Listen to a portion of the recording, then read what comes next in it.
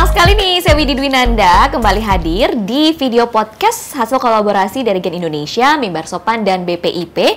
Dan sekarang saya sudah berada di kantor BPIP, tepatnya di ruangan Bapak Deputi. Makanya nggak heran di depan saya, ini sudah ada Bapak Insinyur Prakoso MM selaku Deputi Bidang Hubungan Antar Lembaga Sosialisasi, Komunikasi, dan Jaringan BPIP. Tentunya sebelum bertemu, kita sudah mempraktekkan atau memberlakukan protokol kesehatan dengan ketat ya Pak ya. Saya sudah di swab antigen, lalu saya juga sudah vaksin 2 kali. Jadi saya izin untuk membuka maskernya Pak, biar lebih cair lagi nih suasananya. Karena Widi membuka masker, saya juga buka deh. Oke.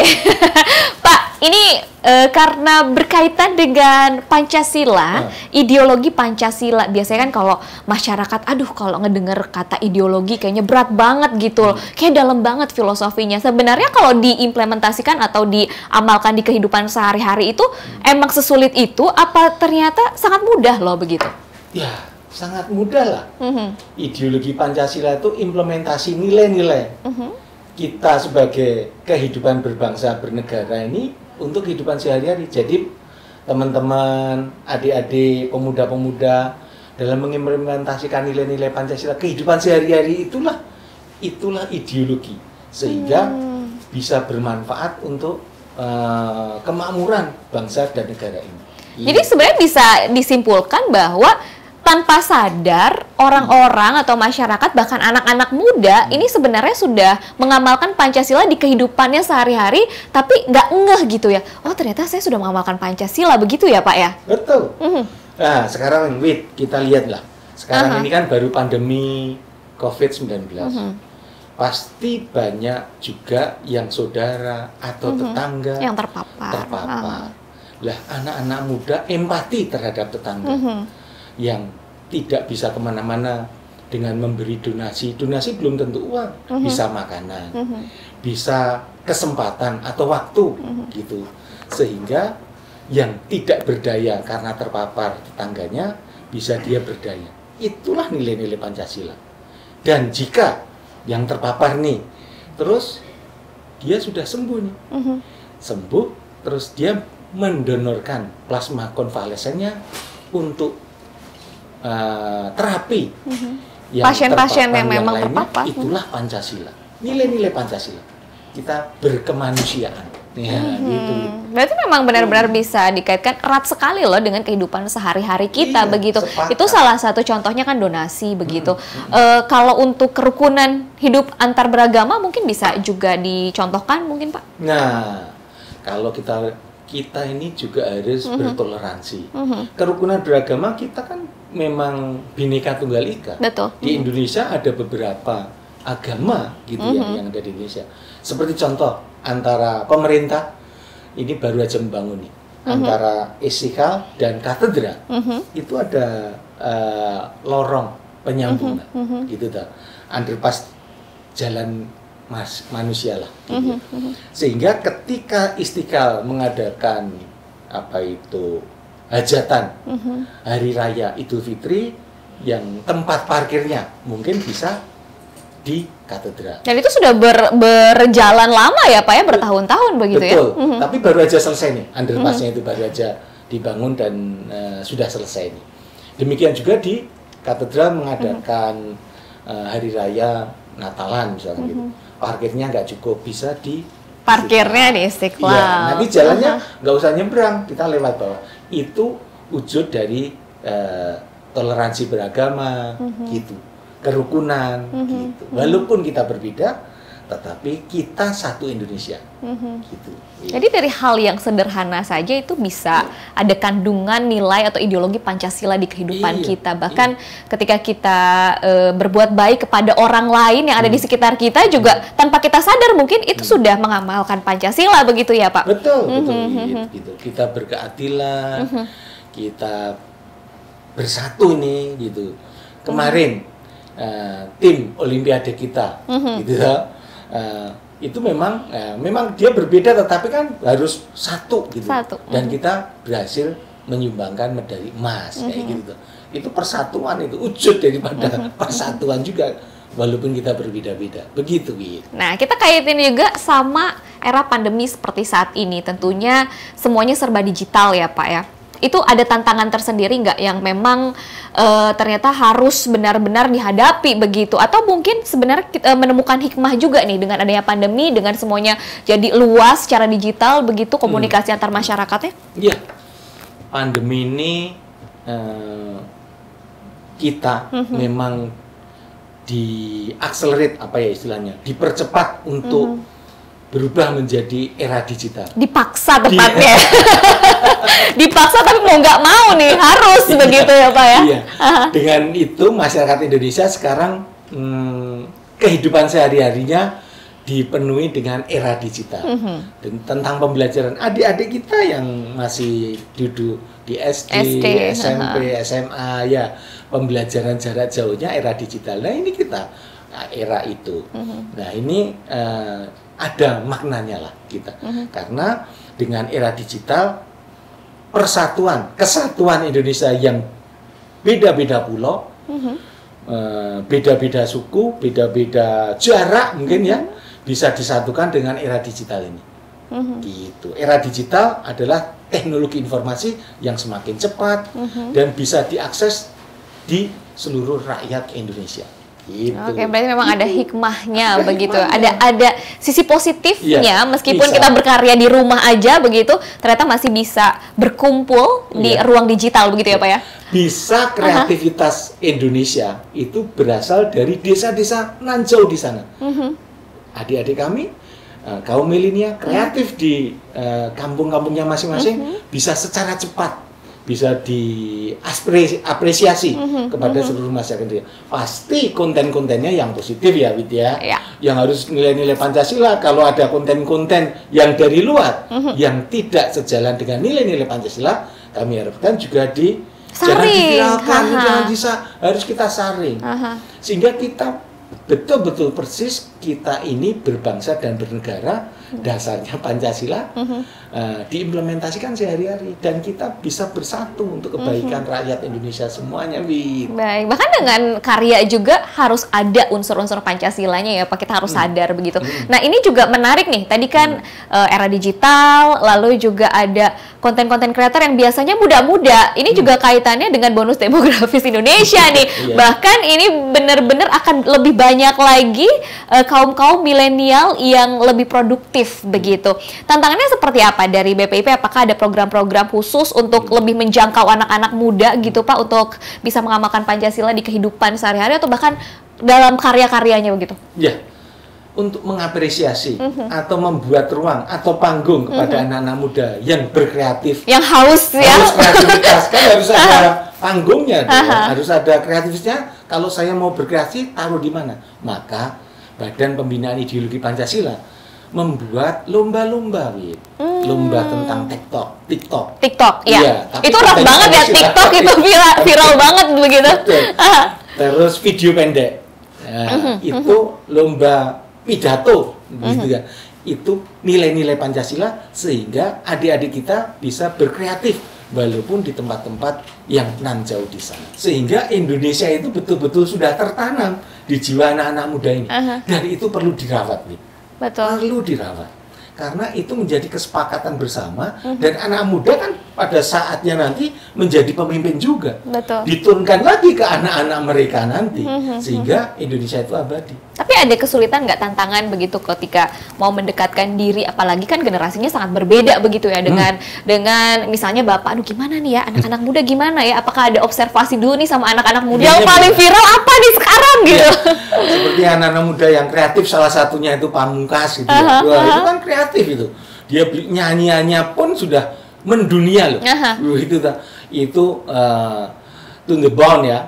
Itu sudah ditonton berapa ratus juta. Tidak hanya Indonesia, luar negeri. Kreativitas era digital ini tak terbatas oleh negara loh.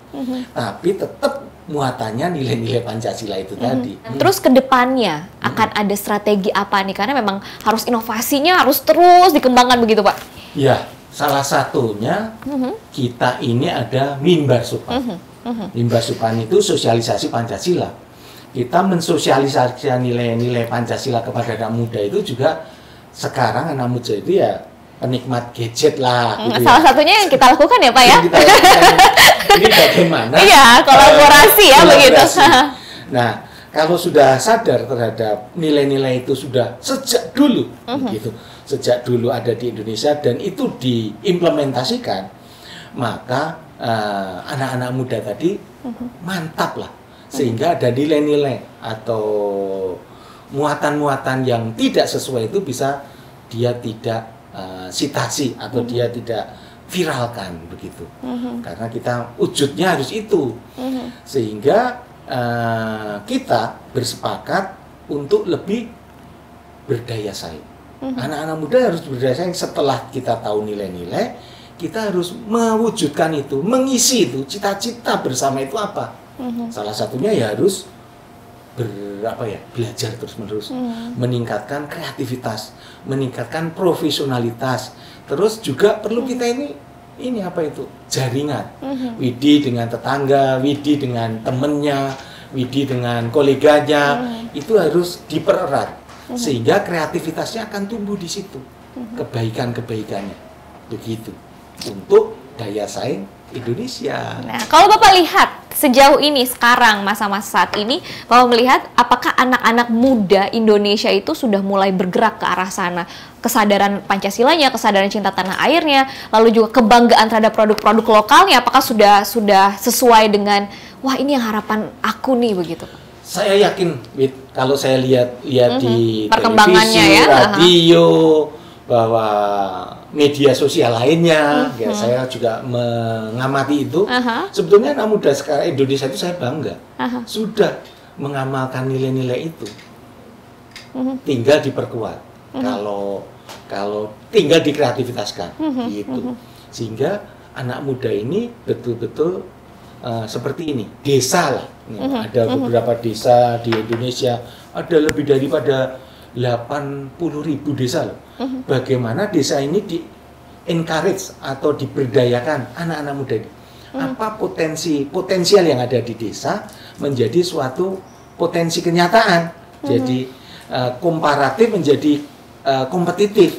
Itu anak-anak muda diperlukan di situ. Apakah itu bidang pertanian, apakah itu bidang budaya, apakah itu bidang kuliner. Kuliner kita itu Bhinneka Tunggal Ika juga. Kaya sekali ya Pak ya. Iya, itulah Pancasila juga loh.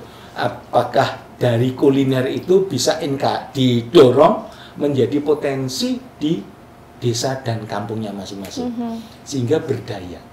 Gitu, dan yang luar biasanya lagi di mana ruang digital ini memang benar-benar dimanfaatkan untuk lebih mengenalkan kekayaan Indonesia ya Pak ya. Kalau kita lihat anak-anak muda ini sudah mulai sadar, sudah mulai bergerak memperkenalkan kulinernya, tariannya begitu lewat ruang digital. Jadi Bapak melihat bahwa ini benar-benar kebanggaan untuk anak-anak muda sekarang begitu ya. Nah, salah satunya meningkatkan kapasitas tadi, meningkatkan pengetahuan tadi untuk gimana berdaya. Kalau kita sudah bisa memproduksi gitu ya, barang maupun jasa, anak-anak muda itu memfasilitasi bagaimana itu bisa masuk ke e-commerce.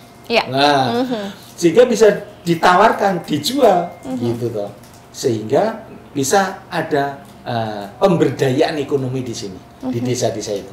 Desa menjadi suplai makanan, minuman atau produk etnik, kerajinan atau batik dan sebagainya itu kepada masyarakat luas yang bisa diakses walaupun dari desa-desa, bisa menggunakan e-commerce. Kementerian Desa, Daerah Tertinggal dan Transmigrasi gitu toh, kita harus berkolaborasi dengan mereka yang mempunyai amanah dan Kementerian Dalam Negeri gitu toh. Nah, kami mendorong adanya desa-desa berdikari, UKM tumbuh di desa-desa itu. Tumbuhnya UKM di desa pasti saya yakin anak muda di sini, dan itu pengamalan nilai-nilai Pancasila. Ya, sekarang bukan zaman untuk kompetisi mungkinnya, tapi berkolaborasi begitu ya. Kalaupun mau kompetisi yang sehat untuk terus memperluas jaringan, lalu juga meningkatkan kualitas dari sebuah produk, mungkin seperti yang Bapak bilang ya. Berarti ada pelatihan-pelatihan juga yang memang harus disusupi begitu ya Pak ya. Itu Pancasila. Meningkatkan kapasitas sehingga desa itu tumbuh tadi, itu Pancasila. Bahkan untuk membantu seseorang punya skill yang lebih baik juga, apakah itu pengamalan Pancasila juga, Pak? Betul, Widi misalkan, pinter merias gitu ya. Atau merias. menggambar tutorial itu juga termasuk ya? Iya. Wow. Keadilan sosial bagi seluruh rakyat Indonesia. Kita mengamalkannya itu dengan knowledge kita untuk training gitu, sehingga yang lain bisa tahu tentang kita, tahu tentang cara-caranya. Itu Pancasila juga gitu. Wah, ini benar-benar jadi modal sebenarnya ya untuk bisa berkarya juga. Mungkin banyak juga orang-orang atau anak-anak muda yang bikin tutorial macam-macam seperti memasak. Saya kan lihat juga di YouTube, di media sosial Instagram, lalu juga tata rias, merias begitu tutorialnya. Mungkin mereka nggak sadar bahwa mereka sudah mengamalkan Pancasila begitu, Pak. Jadi kita buka ya, kita cerahkan begitu. Bagaimana menyintai lingkungan, bagaimana merawat lingkungan kita, bagaimana kita menerapkan bagaimana sampah yang baik, manajemen sampah. Ada sampah organik, non organik, itu dirawat dengan baik, dengan ditutorialkan, sehingga masyarakat luas itu bisa berperilaku tentang budidaya sampah menjadi sesuatu gitu. Itu tutorial itu Pancasila banget. Terbukti pada mencintai tanah air. Terakhir, harapan ke depannya untuk terutama kaum muda saat ini. Ya, kaum muda mumpung mempunyai kaum muda itu kan waktu yang membanggakan dan membahagiakan. Tapi harus diisi, dimanfaatkan. Pertama kali harus kuat mentalnya, karakternya tetap Pancasila, tapi harus belajar meningkatkan kompetensi, terus juga tingkatkan kreativitasnya, sehingga anak muda nanti menjadi solusi terhadap hal-hal yang ada di masyarakat ini. Itulah Pancasila harapan kami. Anak muda tetap tahan mental, kuat, dan ini berkarakter gitu ya, karakter Pancasila gitu. Jadi kalau mau nanti dimanapun, di luar negeri pun, anak muda harus tunjukkan dadaku. Saya Indonesia. Saya Indonesia. Saya bangga dengan Indonesia. Wah, luar biasa. Ini bermanfaat banget. Kita mempunyai Indonesia, kita harus bangga. Ya, semoga dengan perbincangan ini ya, ngobrol-ngobrol kita, Pak, anak-anak muda yang seperti yang kita ketahui bahwa nggak bisa dipungkiri lah, ruang digital itu begitu luas, begitu bebas dengan informasi ya. Dengan adanya dorongan dan semangat untuk berkarya, otomatis akan mendominasi dengan konten-konten positif. Jadi yang negatifnya tersingkirkan secara otomatis ya, Pak ya. Itu harapan kita semua. Sama, itu harapan kami. Oke, Bapak, terima kasih banyak atas waktunya. Seneng banget bisa ngobrol-ngobrol. Ya, tapi sebelum kita tutup, bagaimana kalau kita sama-sama serukan semangat Pancasila? Sepakat, Wi. Ya. Mari, Wi. Salam Pancasila.